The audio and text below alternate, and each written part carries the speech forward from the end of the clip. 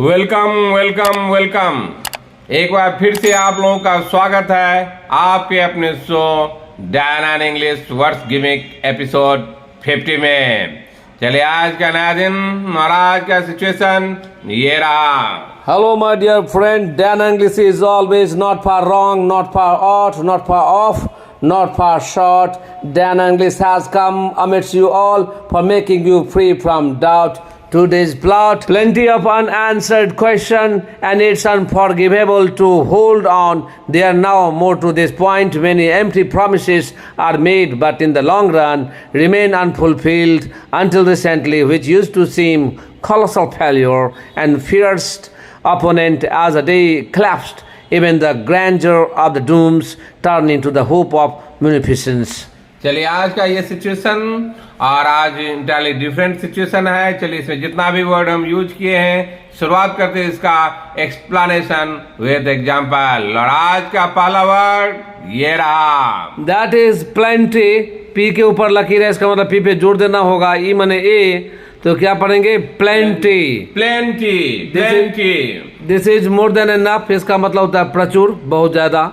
जैसे एग्जाम्पल देखिए, पहला example, they have plenty knowledge of English. मैंने उनके पास, मैं किसी के बारे में, आप थर्ड पर्सन के बारे में बात कर रहे हैं, तो उनके पास बहुत नॉलेज है अंग्रेजी का, मैंने अंग्रेजी का बहुत विद्वान है। यदि उनको बोलेंगे तो वो बोले ऐसे बोलेंगे, they have plenty knowledge of English. And second example of this word, you have done plenty works but still more you have to do. मैंने अभी तक आप बहुत काम किए हैं, बेशक कोई इसमें डाउट नहीं है, लेकिन अभी भी आपको बहुत काम करना बाकी है, करना पड़ेगा। इसलिए मैं बोला you have done plenty works but still more you have to do. And third example is, I gave plenty time to you for proving yourself innocent. मान लीजिए आप कुछ काम किए थे, आप पे दोषारोपण हुआ, नहीं आप ये किए वो किए व्हाटएवर, तो उसको प्रूव करने के लिए मैंने बहुत समय आपको ऑलरेडी दे दिया। अब इनसफिशिएंट, आप सफिशिएंट है, मोर देन सफिशिएंट हो गया, अब मैं ज्यादा समय नहीं दे सकता हूं आप अपने ईमानदारी को प्रूव करने के लिए। इसलिए मैं बोला I gave plenty time to you for proving yourself innocent. और आज का सेकंड वर्ड ये रहा, unanswered, unanswered, UNANSWERED, unanswered। देखिए ए ई जब साथ में मिलता है दैट इज ए होता है, और पेट कटा हुआ ए जो है ये हो गया अ, और ए ई के ऊपर लकीर है, इसका मतलब ए पे जोड़ देना होगा। और ई जब उल्टा लिखा हुआ है दैट इज अ, और उसे चिपक एक लकीर है दैट इज र, तो पढ़ेंगे unanswered। unanswered unanswered। This is adjective, इसका मतलब होता है नॉट आंसर्ड। माने जिसका अभी तक उत्तर नहीं दिया गया है उसी को हम बोलते हैं अनआंसर्ड। जैसे पहला एग्जांपल देखिए, general people questions still remain unanswered. मान लीजिए हम लोग का कोई गुहार था, या गवर्नमेंट से हो या किसी संस्था से हो, कि हम लोग कोई क्वेश्चन रेज किए थे, इसका मुझे जवाब चाहिए, लेकिन अभी तक उनके तरफ से कोई सफाई नहीं दिया गया, कोई जवाब नहीं दिया गया, उसी को हम बोलते हैं अनआंसर्ड। एंड सेकेंड एग्जाम्पल देखिए, so far my mail is unanswered by higher authority of municipal corporation। मान लीजिए म्युनिसिपल कॉर्पोरेशन, महानगर पालिका को मैंने कोई मेल दिया था जो इस एरिया से रिलेटेड कुछ काम करने के लिए या कुछ भी आप बात करने के लिए, लेकिन उसका भी अभी तक एड्रेस नहीं किया गया है उनके अथॉरिटी के द्वारा, कोई उत्तर नहीं दिया गया, कोई उत्तर अभी तक नहीं दिया गया। ये इसी को मैं यदि बोलूंगा इस ढंग से यूज करेंगे। एंड थर्ड एग्जांपल देखिए, even by going through this book many numericals left unanswered for me। मान लीजिए मैं फिजिक्स पढ़ता हूं, आप जानते हैं यदि आप फिजिक्स पढ़ते हैं तो उसमें न्यूमेरिकल सॉल्व करना ही प्राइमरी इंपोर्टेंस होता है। यदि आपको न्यूमेरिकल सॉल्व करने में आप सक्षम नहीं है तो आप, इसका अर्थ हुआ कि आप फिजिक्स आपको नहीं आता है। तो मैं ये बोला कि इस बुक से जाने के बावजूद भी मुझे उतना नॉलेज नहीं आ पाया कि मैं वो पूरा न्यूमेरिकल को सॉल्व कर पाऊं। And next word of this show that is unforgivable. Unforgivable, देखिए पेट काटा हुआ ए दैट इज अ, और ई उल्टा लिखा हुआ दैट इज र अ, और ये नीचे उसके ऊपर लकीर देखिए खींचा, सामने में बगल से लकीर है दैट इज र, और जी के ऊपर लकीर है, इसका मतलब जी पे जोड़ देना होगा।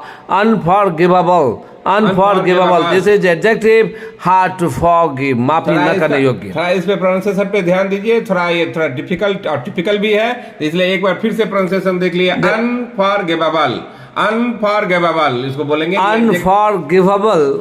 ये एडजेक्टिव है, इसका अर्थ होता है हार्ड टू फॉरगिव, मैंने कोई काम ऐसा कोई किया हो उसको आप माफी करने योग्य वो नहीं रहा और बहुत ही बर्दाश्त से बाहर हो गया, टॉलरेट मैंने सहने के पावर से ज्यादा हो गया, उसको हम बोलेंगे अनफॉरगिवेबल, मैंने hard to forgive. And first example of this adjective, the behavior of Sachin was indeed unforgivable. मान लीजिए कोई स्टूडेंट ही हो, मैंने जो सचिन नाम का मैं यहाँ पे एग्जांपल पे दिया कि उसका जो वो क्लास में हरकत किया वो बहुत ही बर्दाश्त से बाहर था, टॉलरेबल नहीं था, टॉलरेट हम नहीं कर सकते, इसलिए मैं बोला उसको हम क्षमा नहीं कर सकते, माफ नहीं कर सकते हैं, इसलिए मैं बोला हर्ट कट गया थोड़ा, इसलिए मैं बोला the behaviour of Sachin was indeed unforgivable. And second example देखिए, in point of view of BJP Nitish Kumar decision to leave alliance is totally unforgivable. जैसे आप भी जानते हैं, इस इंसिडेंट से वाकिफ है कि नीतीश कुमार जी इतने लंबे अरसों तक बीजेपी के साथ रहे, बहुत बड़ा गठबंधन था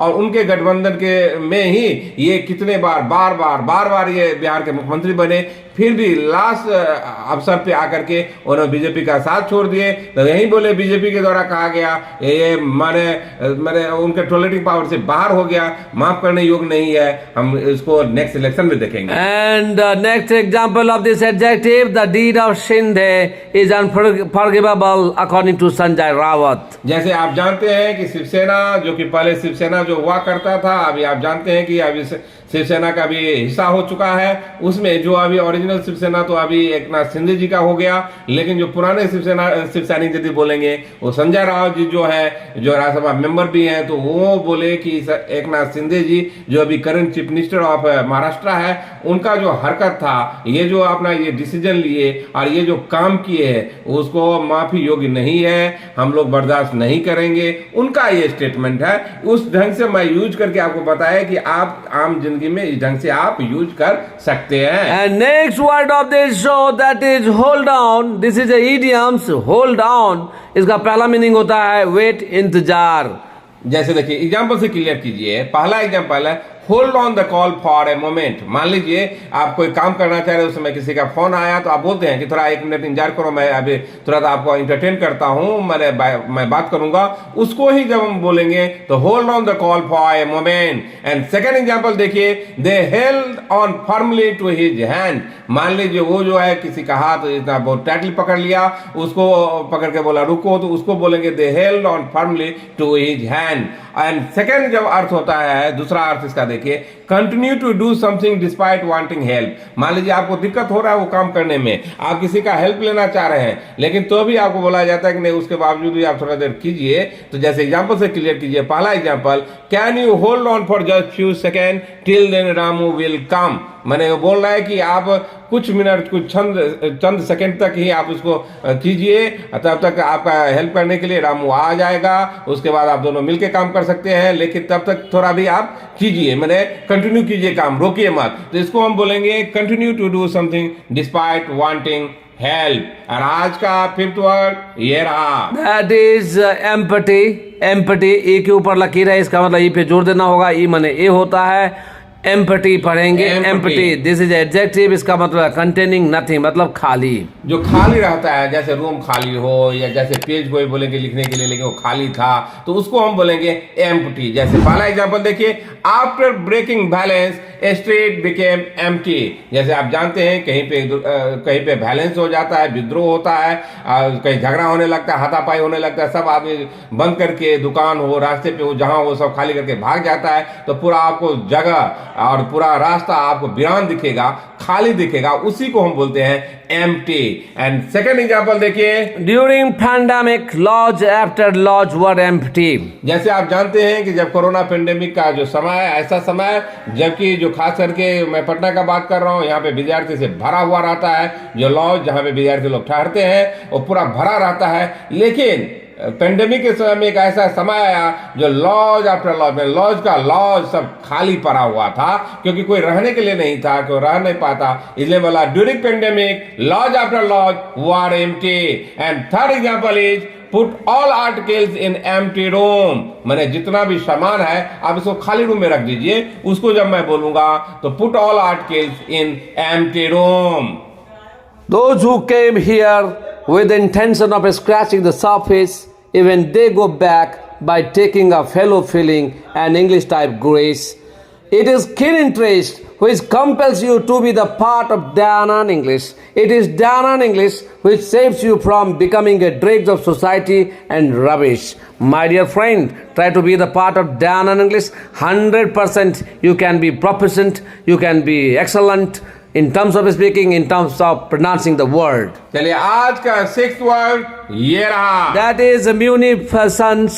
Munificence. देखिए munificence। देखिए जे मतलब यह होता है, यू जो आगे दो लकीर है, दो बिंदी है, इसका मतलब दुर्गु, तो क्या पढ़ेंगे म्यू। एन के ऊपर लकीर है, इसका मतलब एन पे जोर देना होगा।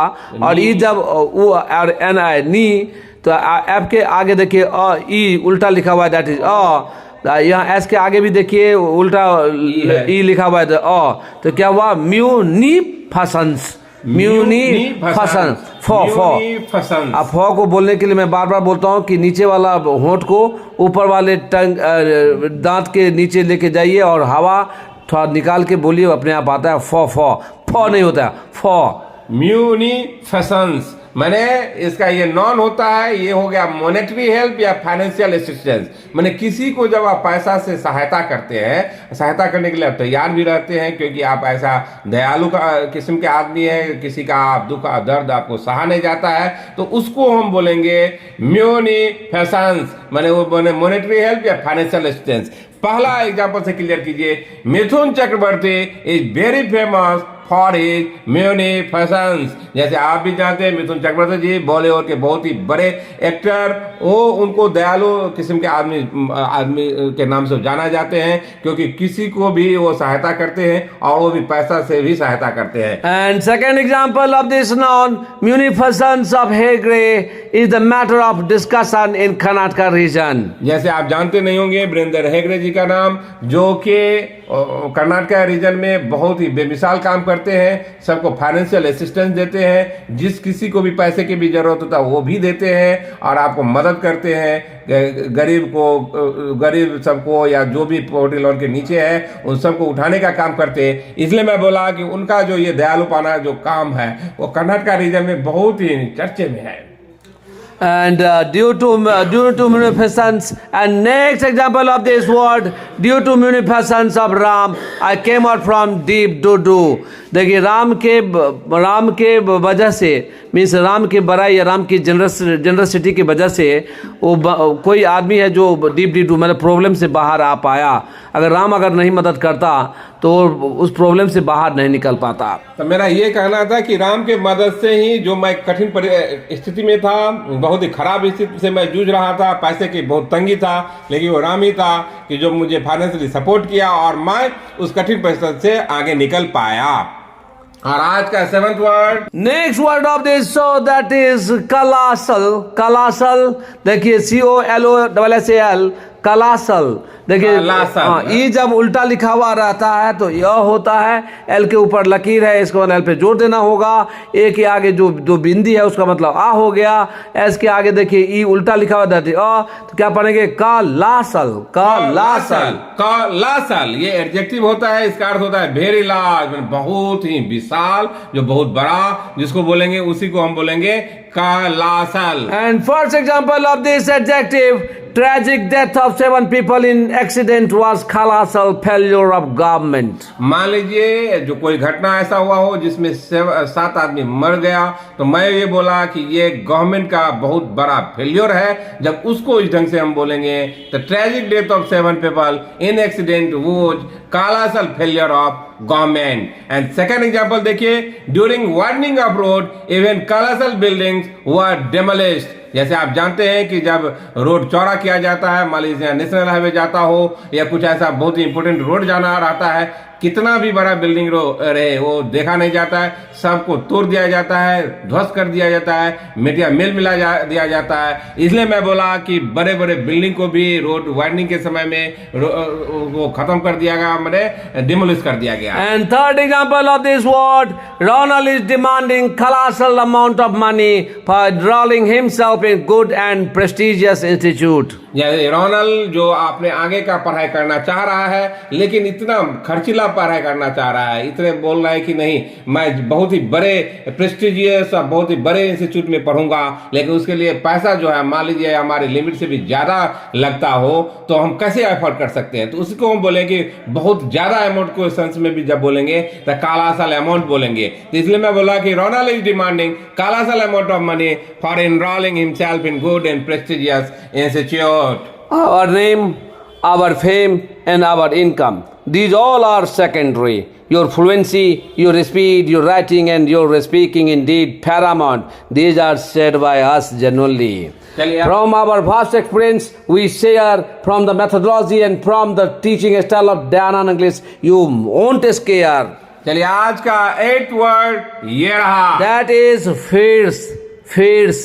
Fierce. फिर्स। देखिए FIRC ज्यादातर आदमी इसको फायर्स बोलता है या फियर्स बोलता है, ये नहीं है, ये है fierce. Fierce this is adjective, इसका मतलब होता है वायलेंट एंड थ्रेटनिंग अटैक। मान लीजिए कोई आपको फिजिकली अटैक कर देता है, आपको फिजिकली मतलब शारीरिक रूप से आपको नुकसान करता है, बहुत जोरदार प्रहार कर देता है, उसी को हम बोलते हैं फिर्स। जैसे पहला एग्जांपल देखिए, फिर्स अटैक वाज डन बाय हुलिगन्स, जो आपका हुड़दंग जो मचाते रहता है हुड़दंग की तरह, वो आपको फिजिकली भी अटैक कर देता है, तो उसी को हम बोलेंगे फिर्स अटैक वाज डन बाय हुलिगन्स। और ये मुझे लगता है कुछ चंद दिनों पहले ही ऐसा घटना हुआ भी था। और सेकंड एग्जांपल देखिए, educated person never favour fierce attack, मतलब कितना भी आपका झगड़ा हुआ हो, कितना भी बात बढ़ गया हो, लेकिन जो पढ़े लिखे शिक्षित वर्ग के जो आदमी रहते हैं जनरली वो फिर्स अटैक माने फिजिकली अटैक या हाथापाई करने वाला लड़ाई से वो दूर रहते हैं, वो बचते हैं, यही मैं बोला। एंड थर्ड एग्जांपल देखिए, in Danan English fierce competition is going on among student. जब मैं बोलूंगा ये तो अटैक के संदर्भ में था, जब ये फिर से कंपटीशन बोलेंगे तो यहाँ हाथापाई नहीं, मैंने जोरदार कंपटीशन जिसको बोलेंगे कि हम मांगे तो हम मांगे, ऐसे जो फाइट जो चलता है उसी कंपटीशन को बोलेंगे फिर्स कंपटीशन। तो मैं ये बोला कि डानन इंग्लिश में ऐसा माहौल तैयार होता है कि एक विद्यार्थी दूसरे विद्यार्थी से इतना कंपटीशन में रहता है कि मुझे अच्छा करना है, मुझे एक्सेल करना है, तो ये जो भावना जो जागृत होता है उससे बहुत ही ज्यादा फायदा होता है। तो इसलिए मैं बोला in Danan English fierce competition is going on among students. और आज का 9th वर्ड ये रहा, दैट इज इलैप्स। इलैप्स देखिए एल के ऊपर लकीर है, इसका मतलब एल पे जोड़ देना होगा। उससे पहले देखिए आई है, इसका मतलब हर्षी है, इसको छोटा करके बोलना होगा। ए ई जब साथ में आता है तो इसका मतलब ए होता है, तो क्या पढ़ेंगे इलैप्स। दिस इज इलैप्स, ये वर्ब है, इसका मतलब होता है स्पेंड टाइम, समय बीत जाता है, बीतना, समय बीतना। जैसे समय जो हम लोग बिताते हैं, जैसे समय बीत गया, उसी को हम बोलेंगे इलैप्स। बिताना या बीतना एक ही बात हुआ। चलिए एग्जाम्पल से क्लियर कीजिए। पहला example, after elapsing only few day in Danan English you can be a very good speaker. मैंने हम लोग का ये कहना है और ये स्टूडेंट का भी फीडबैक है कि आप केवल कुछ चंद दिन यहाँ पे बिताएंगे, कुछ समय ही, कुछ दिन ही बिताएंगे गिनती के डानन इंग्लिश में, तो आप धारा प्रवाह बोलने लगते हैं, वो भी अंग्रेजी में। और not to speak of only writing, speaking, every front पे आपका कमांड हो जाता है। इसलिए मैं बोला after elapsing only few days in Danan English, you can be a very good speaker. And second example of this verb, don't elapse your valuable time in loitering here and there. मेरा ये कहना है कि अपना जो आपका valuable बहुमूल्य समय जो आपके पास अभी है, क्योंकि बोला जाता है कि ये जो समय है जो फिर कोई इतना धनी नहीं है कि बीता हुआ समय खरीद सकता है, इसलिए बोला ये जो वैल्यूएबल समय, महत्वपूर्ण समय है, उसको यूं ही आप घूमने फिरने में मत बिताइए। लॉटरी मैंने इधर उधर ऐसे भटकना, कोई काम नहीं, केवल ऐसे भटक रहे हैं, कहीं में मंडरा रहा है, उसी को हम बोलते हैं लॉटरी। और ये वर्ड मैं नेक्स्ट रो में खोल दूंगा। नहीं, मैं ऑलरेडी खोल चुका हूं इसको, मैं ऑलरेडी ये दे चुका हूं। यदि आपको दिक्कत होता है तो मेरे एपिसोड में जाइए, पीछे एपिसोड में आपको मिल जाएगा। इसलिए मैं बोला कि समय मत बर्बाद कीजिए इधर उधर भटकने में, वो आपके लिए काम का नहीं है, आपका समय बीत जाएगा। एंड थर्ड एग्जांपल देखिए, they have already elapsed 6 months in travelling. मान लीजिए वो कहीं पे आप ट्रैवल में गए होंगे, कहीं घूमने फिरने के लिए गए हैं, अभी तक वो ऑलरेडी 6 महीना बिता चुके हैं, मान लीजिए एब्रोड गए, एक देश से दूसरे देश, मैंने ऐसे भी ट्रैवलिंग करते रहते करता है आदमी, तो उसमें मैं बोला वो ऑलरेडी 6 महीना ये ट्रैवलिंग में ऑलरेडी बिता चुके हैं, तो उसको इस ढंग से आप यूज कीजिए। Next word of this show that is grandeur. Grandeur, G के ऊपर लकीर है, इसका मतलब जी पे जोर देना होगा, और ए ई मीन्स होता है ए, और डी और 3 जैसा जो है वो साथ में जब आता है तो जॉ होता है, सिंपल जॉ। तो इसको पढ़ेंगे ग्रैंडर, ग्रैंडर। और ई जब उल्टा लिखा हुआ रहता है तो अ होता है, उसके चिपक के देखिए एक लकीर है, इसका मतलब रॉ हो गया, तो पढ़ेंगे ग्रैंडर, ग्रैंडर, ग्रैंडर। देखिए इसका प्रोनाउंसिएशन तो आप देख ही लीजिए, क्योंकि बहुत सारे, मैं गारंटी दावे के साथ बोल रहा हूं कि 90% आदमी इसका उच्चारण गलत ही करता होगा। क्या करता है मैं बता देता हूं, उसको वो पढ़ता है ग्रैंड्योर। ये ग्रैंड्योर नहीं है, ये है ग्रैंडर, ग्रैंडर। ये नाउन है, इसका मतलब होता है the quality of being impressive या लार्ज, भव्य, विशाल। तो इसका अर्थ ये हुआ, इसलिए मैं बोल रहा हूं कि आप जो इंग्लिश बोलिए तो प्रोनाउंसिएशन भी ठीक करके बोलिए, क्योंकि यदि यही वर्ड हम बोल रहे हैं तो आपको जो नेटिव स्पीकर आपको समझ नहीं पाएगा, जबकि हम स्टैंडर्ड बोल रहे हैं। इसलिए मेरा कहना है कि आप डैन इंग्लिश में इनरोल करते हैं तो न केवल लिखना, न बोलना, इवन प्रोनाउंसिएशन पे भी ध्यान दिया जाता है। तो इसलिए मैं बोला इस ढंग से आप कीजिए। यदि आपको ये शो अच्छा लगता हो तो please like it, subscribe it and share it. चलिए एग्जाम्पल से मैं क्लियर करता हूं।